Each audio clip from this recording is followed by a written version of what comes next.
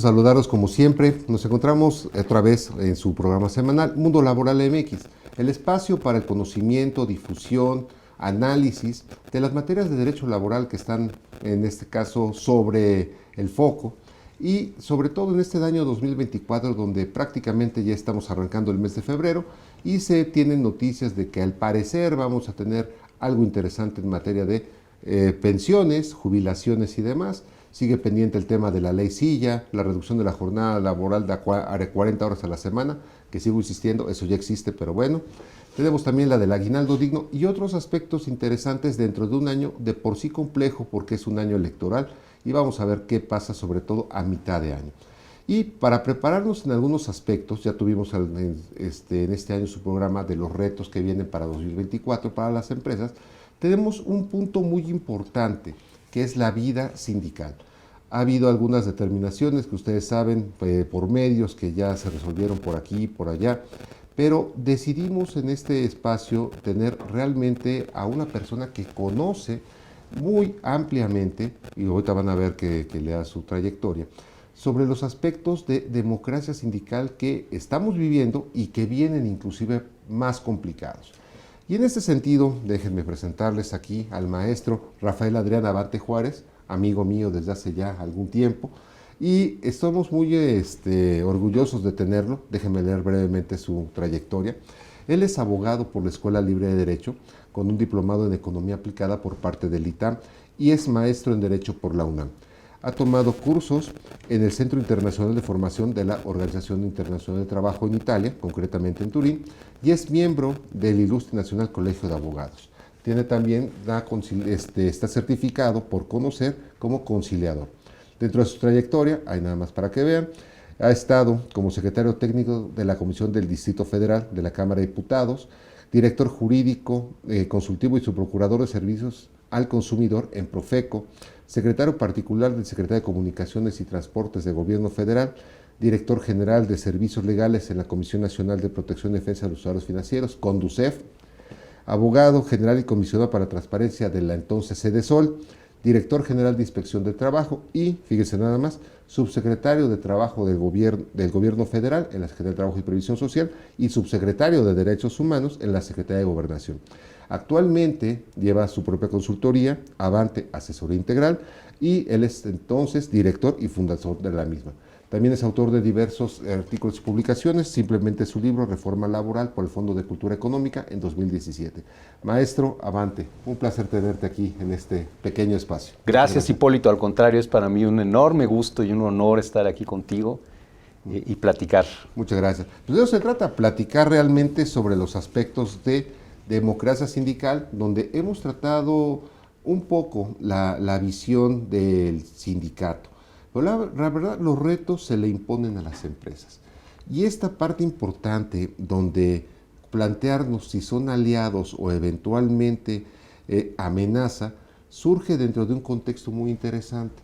Los avances de la legislación laboral, donde originalmente veíamos esa función de los funcionarios conciliadores de la Secretaría del Trabajo, entra ya entonces el TEMEC con unos mecanismos de respuesta rápida, se da un fenómeno de democracia sindical y ahora creo que hasta tenemos miedo por parte de los patrones hasta de tener contacto con los del sindicato porque no nos vayan a acusar de injerencistas. Creo que hasta eso estamos llegando, maestro. No sé cuál sea tu opinión en este sentido.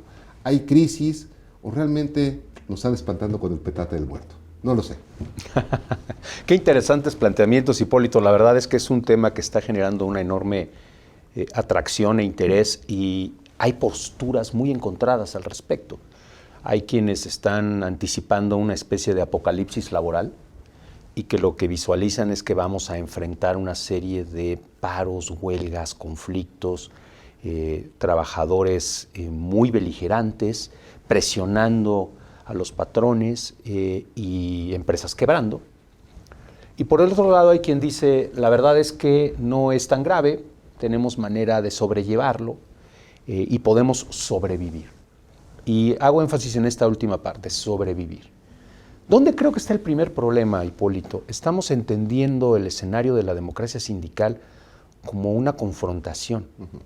y como la necesidad de supervivencia, de cómo salir adelante frente a un cambio. Es más, hay muchos que hoy piensan cómo todavía le puedo dar la vuelta a este tema. Sí. Y me parece que aquí tenemos más bien que funcionar como le hacen los surfistas. Si tú ves que viene la ola, pues móntate en la tabla y aprovecha esa ola. No la enfrentes, ni intentes huir de ella. Y para esto me gustó mucho el título que le dieron a este programa. Lo que necesitamos primero es entender hasta qué punto puede ser una amenaza la organización de los trabajadores y hasta qué punto se pueden convertir en aliados. Y eso déjame decirte que depende sin lugar a dudas de la actitud y de la forma en que cada patrón aborde este tema. Si tú te aproximas al ejercicio sindical de la manera inadecuada, efectivamente se puede convertir en un problema y efectivamente puede comprometer la viabilidad de tu empresa. Si tú entiendes la manera de aproximarte y tratar a los trabajadores y respetar su capacidad de organizarse, quizás sea un vehículo para aumentar la productividad, para tener mejores rendimientos en tu empresa y para tener un clima laboral apropiado, en beneficio de la empresa y también de los trabajadores. ¿Qué hace la diferencia? ¿Dónde está aquí el punto de quiebre? Me parece que hay varias cosas que tenemos que entender. Y permíteme abundar un poco en esto para que todos lo tengamos muy claro. La primera cuestión que todos debemos hoy aceptar es que el mundo laboral ya cambió. Ya cambió. Se acabaron los union free. Se acabaron estas ideas parecidas a lo que en su momento en la historia fueron, por ejemplo, los perros amarillos. ¿Tú sabes lo que eran los perros amarillos, Hipólito? No. Los perros amarillos eran contratos de principios del siglo XX donde un trabajador se comprometía y te firmaba por escrito que iba a entrar a trabajar a tu empresa siempre y cuando no se afiliara a ningún sindicato. Okay, ya. Obviamente hoy esos compromisos serían absolutamente ilegales. Y todavía hay quienes hoy, no con perros amarillos, pero sí con una idea antisindical, dicen, yo prefiero tener una empresa union free. Eso ya no se va a poder hacer. Y si tú estás en la idea o lo que pretendes es evitar que una realidad sindical llegue a tu centro de trabajo, a lo mejor lo vas a lograr al principio, pero en cualquier momento puede presentarse el fenómeno y no vas a estar en condiciones de lidiar con las consecuencias de haber pretendido evitarlo. Entonces esa es una primera cuestión. La segunda que tenemos que entender es que en esta transformación del mundo laboral, a partir de dos conceptos fundamentales, la democratización sindical y los derechos humanos laborales, a partir de estos dos grandes elementos, la forma de entenderte y platicar y la forma de arribar a una exitosa negociación colectiva con los trabajadores también ha cambiado.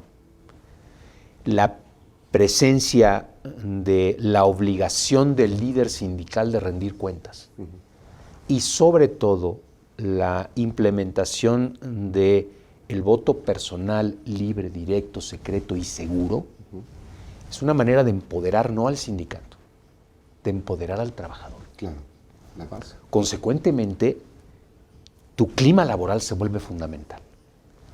No tanto tu relación con el líder sindical. Este es el segundo aspecto que hay que entender. Ok, a mí me surge ahí la parte de... Siempre he pensado cuando platico sobre todo de temas administrativos que existen dos cánceres muy importantes en cualquier organización. Uno es la ignorancia, el no saber cómo, y perdón por el nombre, pero así es directamente, o sea, no sé el cómo, y el otro es la inercia, el siempre es hecho así.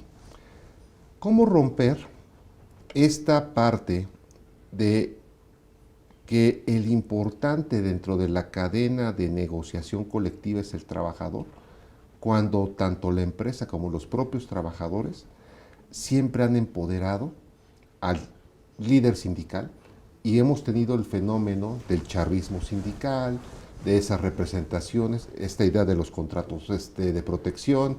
O sea, ¿cómo romper esa parte? Porque el trabajador no quiere tener problemas con la empresa y mucho menos con el sindicato.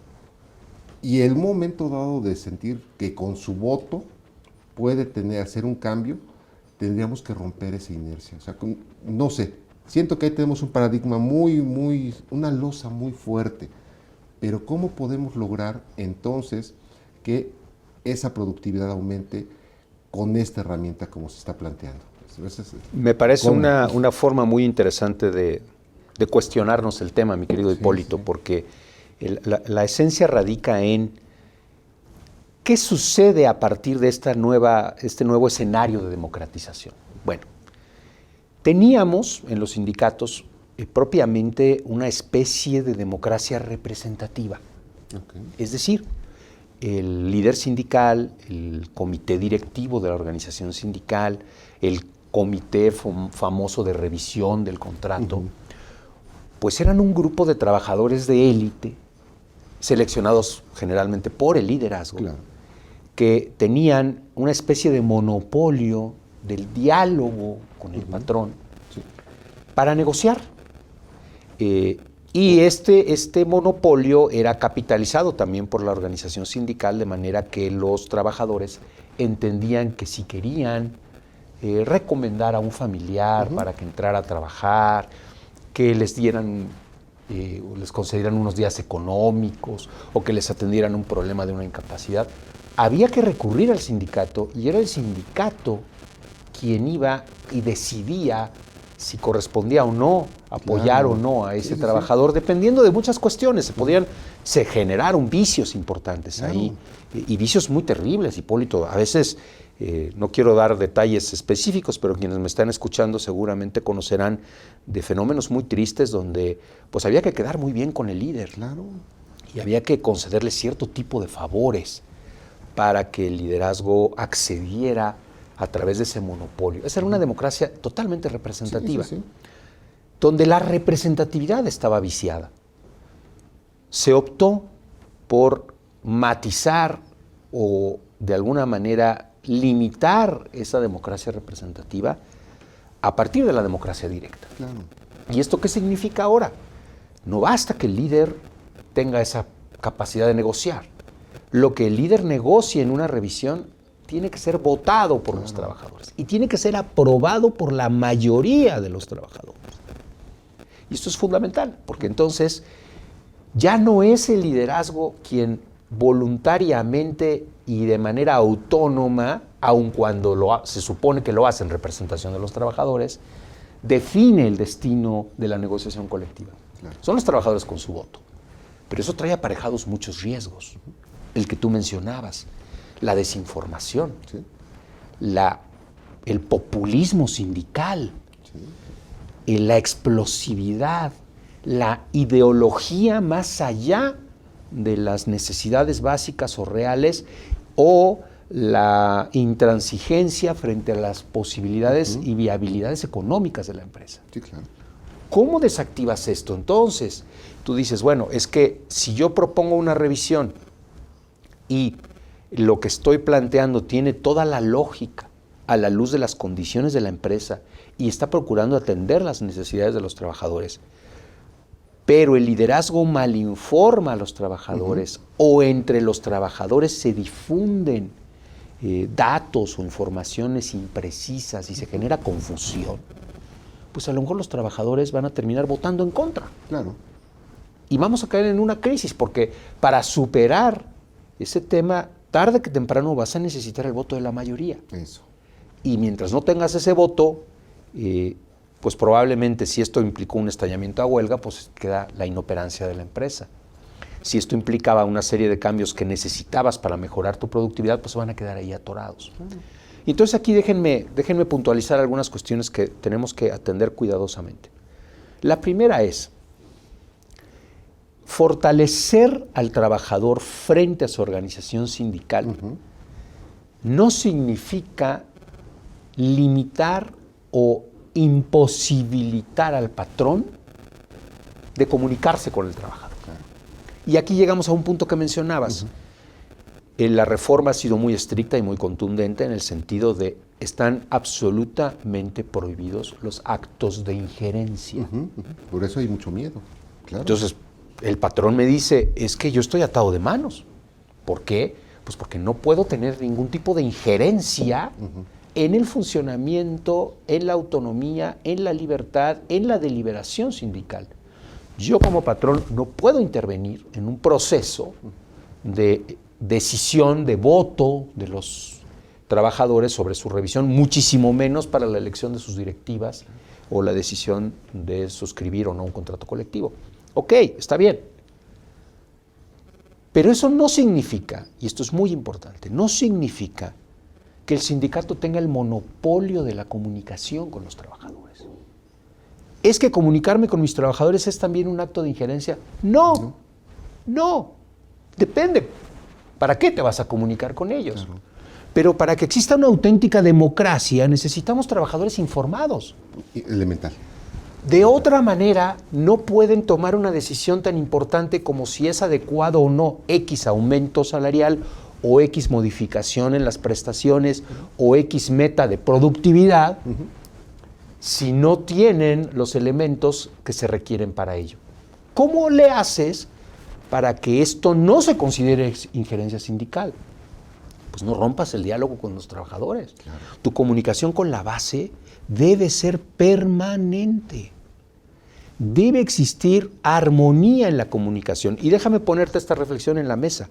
La esencia de la democracia, vas a coincidir conmigo, mi querido Hipólito, está en la deliberación. Totalmente. No en la mayoría. La mayoría es el resultado. Sí. El resultado se da porque hemos deliberado, porque hemos logrado en un ambiente democrático intercambiar ideas y poner alternativas reales en la mesa. Sí. Si el patrón no pone adecuadamente su alternativa en la mesa, pues está claro que el sindicato tiene todas las capacidades para orientar, y consta que estoy usando la palabra orientar para verme sutil, ¿no? Para orientar la inclinación del voto de los trabajadores. Claro. Entonces, en ese sentido, ¿qué se tiene que hacer? Mira, hay diferentes herramientas. La primera está en generar los mecanismos de comunicación eficientes con los que el patrón pueda tener el pulso de lo que está sucediendo en el centro de trabajo. Tener un adecuado mecanismo de quejas, reclamos y atención no es injerencia, al contrario. Oye, es que me dice el sindicato que solamente él puede recibir quejas. ¿A título de qué? Al contrario, en la medida que yo atienda directamente al trabajador, no va a necesitar acudir al sindicato. Claro.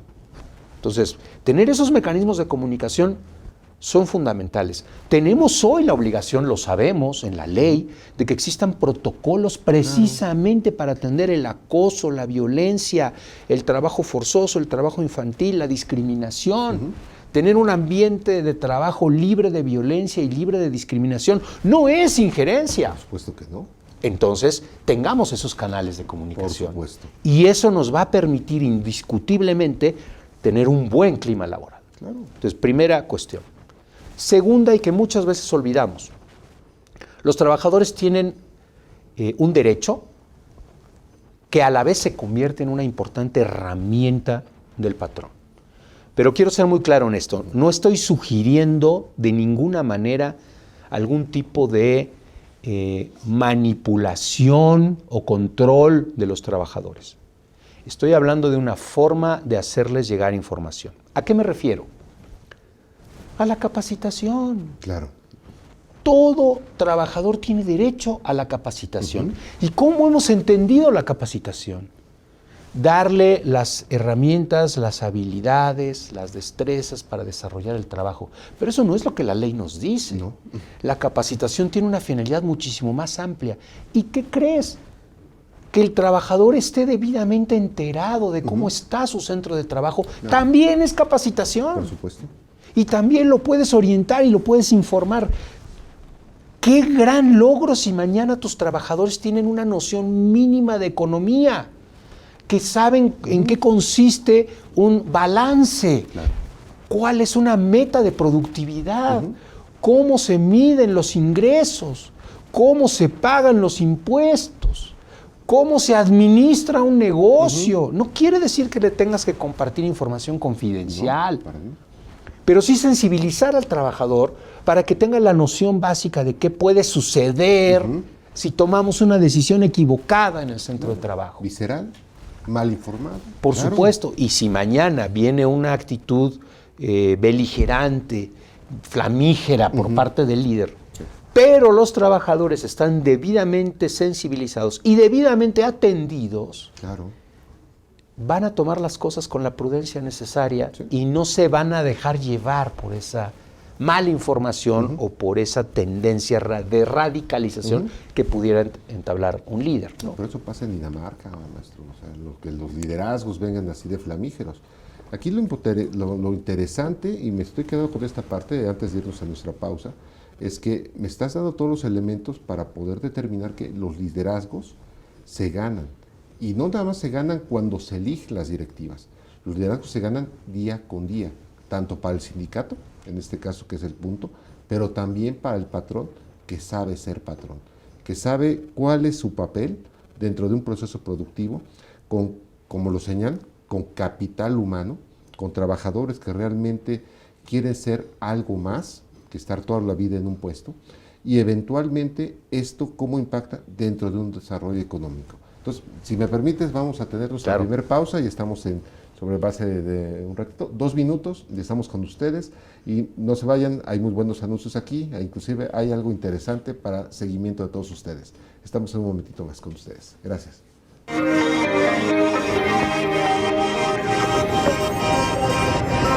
Hola, ¿qué tal mis queridos amigos y colegas? Su servidora Yadira Albor los quiere invitar al próximo curso taller que tendremos en esta su casa IMEFI, aspectos relevantes de la nómina. Pareciera que no hubo reformas, ¿verdad?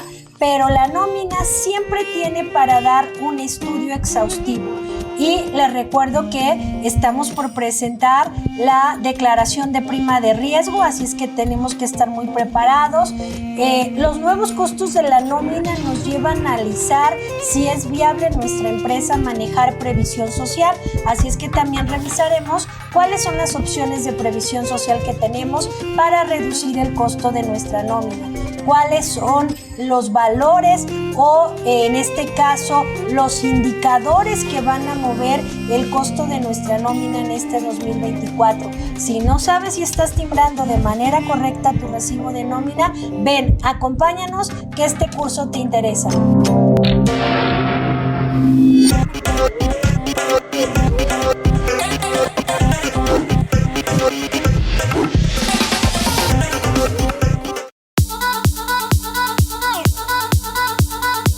Hola amigos, mi nombre es Jorge Briones y en esta ocasión quiero invitarles al curso en modalidad de teórico-práctico, es decir, va a ser un taller para preparar el cierre del ejercicio fiscal 2023 y presentación de la declaración anual de las personas morales del título 2.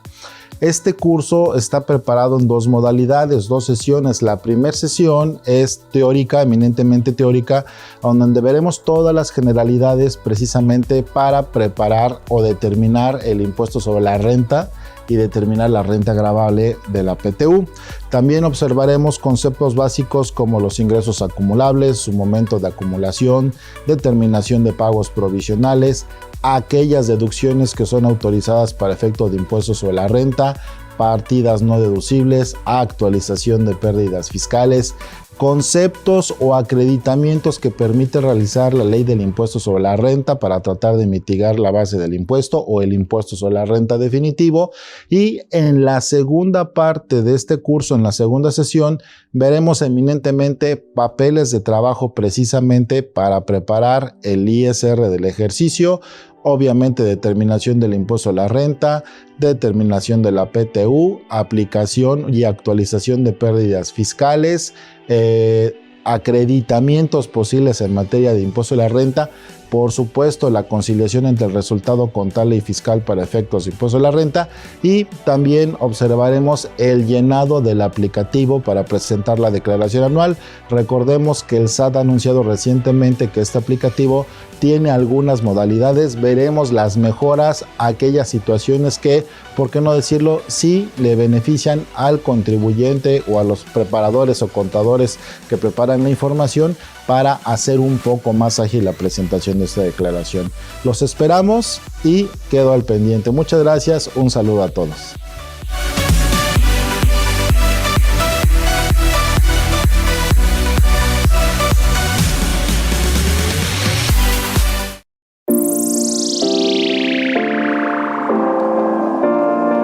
Hola, ¿cómo están? Espero que muy bien. Mi nombre es María Lucía García Mejía, soy maestra en fiscal, especialista en fiscal y licenciada en contaduría certificada. Los invito porque voy a dar un curso próximamente de declaración anual de personas morales con fines no lucrativos.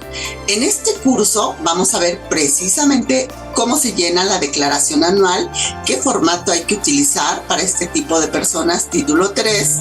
Además vamos a ver la declaración de transparencia y algo muy novedoso que muchas donatarias no saben, que es el informe con motivo de Otis por los desastres que hubo en Guerrero.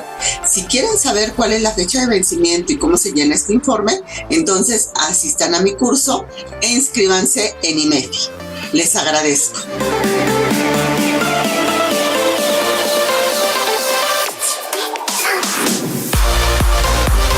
Estamos nuevamente aquí en esta segunda parte de su programa.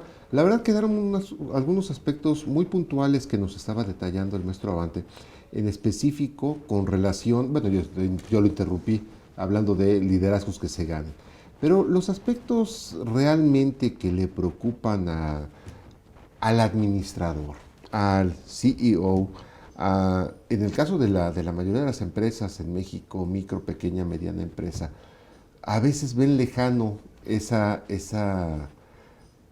parte del líder sindical, porque al ser empresas medianas, pequeñas, de acuerdo al número y el giro, se crea una clasificación, pero pues no ven ni al líder sindical, ni los trabajadores, ni él. O sea, lo que tienen son aspectos indirectos, y muchas veces esta falta de comunicación, estos liderazgos que no son reales, pueden generar aspectos en los que tenemos que, del lado del patrón, tener mucho cuidado. Y me comentabas algunos antes de estar al aire. Eran específicamente 3, maestro. No sé, si podrías decir. Claro, con mucho gusto, pero mira, déjame retomarlo a partir de lo que acabas de mencionar, porque tiene muchísima relación. Es muy acertado lo que dices. El problema está en entender bien la figura del liderazgo. El liderazgo de una organización sindical no es el liderazgo de una empresa. Los objetivos de un sindicato pueden coincidir con los objetivos de la empresa, pero también pueden ser diferentes. Pueden haber intereses que lleguen a un conflicto. ¿Quién lidera a la empresa? ¿El líder sindical? Por supuesto que no. Claro, Una auténtica empresa que se diga exitosa debe tener en su estructura liderazgos. Y esos liderazgos se deben traducir en confianza, credibilidad, apoyo, ejemplo para los trabajadores. No podemos suponer que también el monopolio del liderazgo lo tiene la organización sindical, y mucho menos el líder sindical. Claro. Bueno, ¿cómo ejerces ese liderazgo? Ese liderazgo lo tienes que ejercer no a partir de banderas y pancartas. Eso no te corresponde a ti.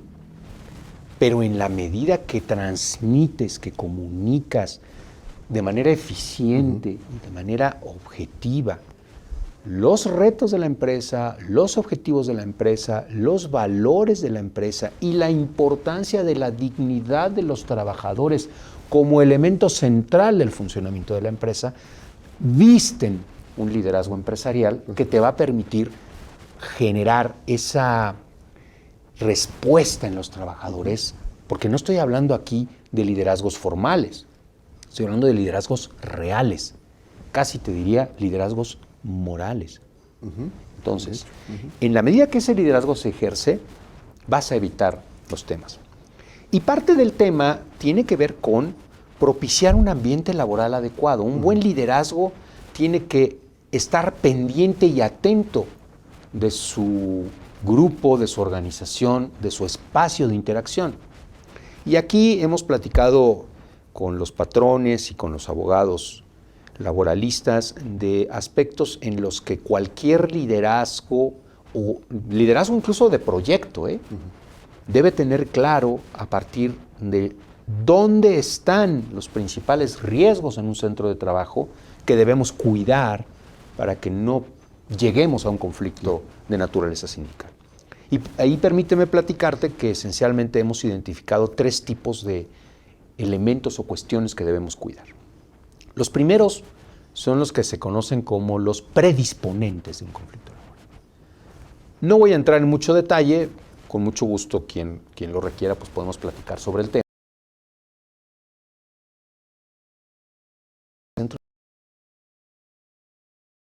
Un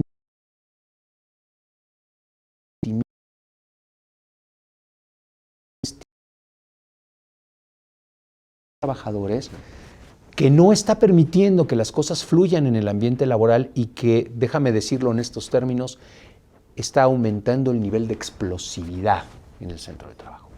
Voy a poner solamente algún ejemplo. ¿Cuál puede ser un predisponente clásico? Un reclamo o una queja no atendida. Resulta que los trabajadores llevan 3, 4 años pidiendo algo, lo que sea. Una mejora, un equipo, un cambio, una corrección de una problemática, que pueden ser temas a veces tan básicos como las condiciones de higiene del baño, a ese nivel podemos llegar. Y cada que los trabajadores plantean ese reclamo, el patrón dice, ya lo estamos viendo, mañana te lo arreglo, ya estoy en eso, bueno, no hubo dinero esta vez, pero en el siguiente trimestre lo vamos a atender. El tiempo pasa, y esa queja nunca se atendió. Esa queja está ahí presente. Y cuando la explosividad está muy grande, pues va a llegar un punto en el que van a decir, no me escuchan. Otro predisponente, por ejemplo, es justamente eso, la sensación de invisibilidad. Nada más grave en un centro de trabajo. Que el trabajador se siente completamente despreciado. No hay saludo, no hay escucha, no hay preocupación por sus condiciones personales, y lo que siempre se encuentra es una típica amenaza de, pues si no te gusta, la puerta está muy grande. Hay mucha gente que quiere tu lugar. Alguien podría ocupar tu lugar. Esos son algunos ejemplos, hay más, ¿no? Sí, Pero claro, para claro. no abusar del tiempo tampoco, esos son predisponentes. ¿Qué pasa cuando tienes los predisponentes? Pues el ambiente está muy inflamable. Claro, peligroso. ¿Qué necesitas cuando hay flamabilidad para producir la explosión? Una chispa. Bueno, esos son los que llamamos los detonantes, los detonadores. ¿Cuándo se produce una chispa? Un ejemplo muy clásico de la chispa está en lo que se podría llamar una decisión disruptiva. Una decisión disruptiva es algo que el patrón, de manera unilateral y no consensuada evidentemente con los trabajadores, por eso es unilateral, le parece fácil tomar. Vamos a poner un ejemplo muy básico. Se detectó robo hormiga. Y hay que controlar ese robo hormiga. El patrón se molesta, se indigna y dice, es que aquí todos son unos ladrones. Lo que vamos a hacer es que vamos a meter un filtro y al día siguiente los trabajadores de la noche a la mañana se encuentran con un gorila en la puerta que los catea, que los supervisa, Sí, los escanea. que los escanea y los maltrata. Sí. Y cuando se quejan, la respuesta del patrón es que están robándome. ¿Ustedes se lo ganaron? Es consecuencia de su mal comportamiento. No sé todavía quién ni cómo. Pero ya generalicé y tomé una decisión. Y el ambiente estaba explosivo. Por supuesto. Ahí viene el tema, ¿no? Sí. Eso es un ejemplo clásico. Y déjame decirte aquí un detonante particularmente relevante. Un accidente laboral. Sí. Resulta que los trabajadores llevaban mucho tiempo pidiendo un cambio en ciertas condiciones en el centro de trabajo. Hay que señalizar ese agujero porque se va a caer alguien.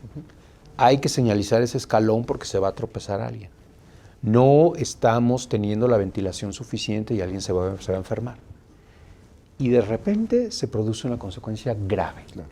Un trabajador resulta seriamente enfermo, se accidenta o peor aún, fallece. Claro. Y el ambiente está explosivo. Sí. Pues imagínate lo que va a suceder. Esos son algunos ejemplos de detonantes. Hay más, pero por el momento dejémoslo ahí. Que necesito sugerirles. Cuiden el ambiente, que no esté explosivo, Claro. y eviten detonantes. Pero hay un tercer elemento, que son los catalizadores. Ya había explosividad, ya reventó el problema, y en vez de apagar el fuego, avivamos la Lo llama. hacemos más grande todavía. Claro. Bueno, pues ahí sí, evidentemente vamos a tener una situación cuyas condiciones y efectos son de pronóstico reservado y pueden conducirnos a una situación muy grave, tanto en la reputación de la empresa como en su funcionamiento. Importantísimo. Vamos a poner un ejemplo de catalizadores. Quizá el primero y más importante que yo llamaría a tener especial cuidado es la toma de decisiones equivocadas. Ya surgió el conflicto. Los trabajadores ya están en la puerta molestos. Y espontáneamente hay un liderazgo o el líder sindical está abanderando esta problemática y lo primero que se nos ocurre es correrlo. Pues es ilegal que estés haciendo un paro, eso no está permitido por la ley, estás violando la ley, consecuentemente me habilitas, es una causal de despido justificado, te me vas.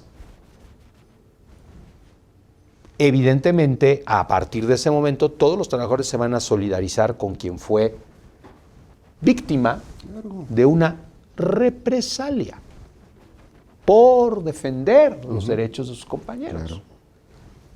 Ya catalizaste el problema. Digo, ya lo hiciste crecer de una manera Totalmente. que se multiplicó exponencialmente. Me recuerdo un asunto gubernamental que empieza con N y termina con MEX. Pero bueno.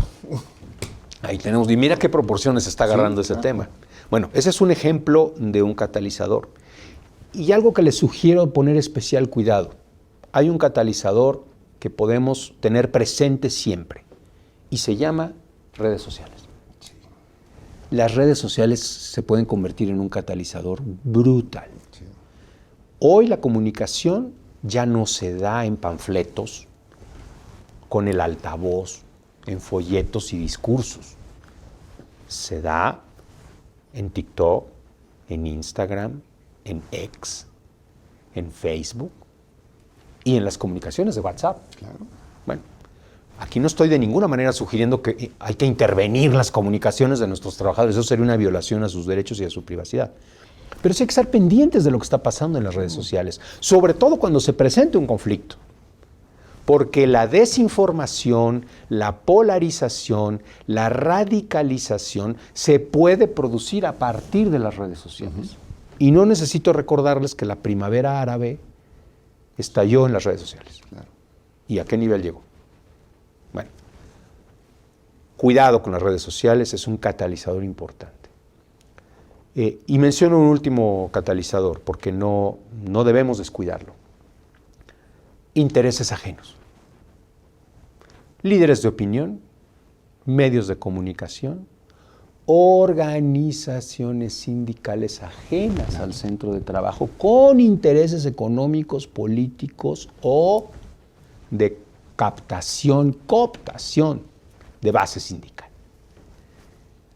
La presencia de un agente tercero es muy importante y hay que cuidarla porque no se trata de comprar la agenda de un tercero, ni de convertir a un tercero en interlocutor. Se trata de conservar la atención y tratamiento de nuestro problema local. Entonces, cuidado con ese catalizador. ¿De qué se trata? De monitorear nuestros centros de trabajo y de tener protocolos adecuados de acción y reacción para que, uno, identifiquemos dónde tenemos los predisponentes. 2, evitemos o reaccionemos adecuadamente a un detonador. La ventaja del protocolo. Y 3, cuidemos y controlemos los catalizadores hasta donde sea posible. Claro, ¿no? por supuesto. No podemos, y esta es una recomendación que la verdad la aprecio muchísimo por parte del maestro Abante, porque esa precisamente es el punto, son los puntos que debe tener en cuenta cualquier persona que esté en la alta dirección, o por lo menos en la media dirección para arriba. Porque, digo, el ejemplo que puse de esta agencia del Estado mexicano encargada de las noticias, que está en boca de todos, surge precisamente dentro de un contexto de conflicto sindical que está llegando prácticamente al cierre de este organismo. Y esto, si ha sido el gobierno federal, imaginemos entonces en la debida dimensión, en la escala de una mediana empresa. La reputación eventualmente, créanlo o no, pesa. Y esos son los puntos donde los hemos tratado precisamente dentro de la asesoría que brindamos, dentro de lo que es el debido cumplimiento laboral. La idea de los protocolos no solamente es por cumplir, deben atender realmente a los indicadores del termómetro, pero no sirve un termómetro si no se usa. Debemos considerar obviamente que la construcción de la empresa es diaria, la construcción de los liderazgos tanto de la propia empresa como de los sindicatos se van ganando. Y en este caso, lo que se busca es un ganar-ganar. Los puntos que nos acaba de decir el maestro realmente es oro sólido, porque nos hacen obviamente dimensionar dónde debo de estar al pendiente, ya sea hasta arriba, o ya sea un gerente de personal, el director general, no lo sé. Pero hasta para una pequeña empresa es importante estar considerando esos factores, tenga o no sindicato en este momento. Porque si bien el enfoque va precisamente para los sindicatos, no olvidemos, como lo señaló el maestro, la base es el trato y sobre todo el respeto a la dignidad de los trabajadores en cualquier organización. Maestro, pues ahora sí que ya estamos sobre tiempo. Y la verdad la plática está muy buena. Ojalá pudiéramos en este año tener otra vez tu presencia, la verdad. Será un honor. Independientemente de que hay una hoja de vida, déjenme decirle, yo soy una persona a la que lo manifiesto públicamente, estoy muy agradecido de muchas cosas, pero lo más importante es que independientemente de la amistad, el poder conocer una persona que ha tomado decisiones y sobre todo la forma en la que las ha tomado, es realmente un aprendizaje que se me dio con el maestro Abante. Entonces, maestro, muchas gracias. Yo tengo ese contacto, me gustaría poner sobre pantalla. El maestro tiene espacios para comunicación, yo los invito a que lo busquen y les prometo que ahorita lo vamos a convencer de que esté próximamente con nosotros en un nuevo programa para ustedes aquí, Mundo Laboral MX, un espacio que hacen ustedes, nuestros invitados y la producción de IMEFI TV. Muchas gracias, nos vemos la próxima semana. Muchas gracias.